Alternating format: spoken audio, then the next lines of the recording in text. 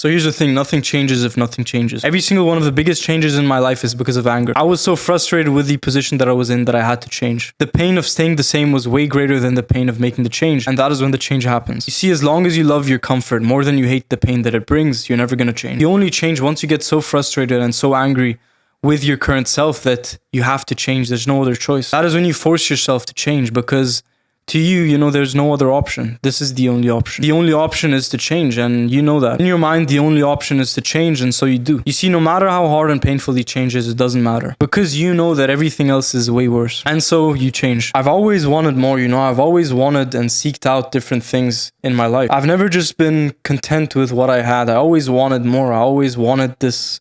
You know, I wanted something else. And every single greatest change that has happened in my life came from a place of anger. It came from the place of being so frustrated and mad and angry with the position that I'm in right now that I had to change. It's like I got so mad and angry that I forced myself to change. Any change you want comes from anger. It comes from being so frustrated to the point where you can't take it anymore. You're done, you know, you can't take it anymore. You can't go a single day without making a change, without taking action. The point where the greatest change is made is the exact point. You know, the pain of the way you're living right now, the pain of just going through what you're going through is so powerful to the point where it forces you to change. When the pain of staying the same is greater than the pain of making the change, that is when you will change. Just thinking back to every single time in my life where I knew I wanted to change, the only thing that brought me to the point of change is just being so mad and frustrated with what I was going through. You know, I just couldn't take it anymore. Like I hated the way I looked. You know, I hated my physique.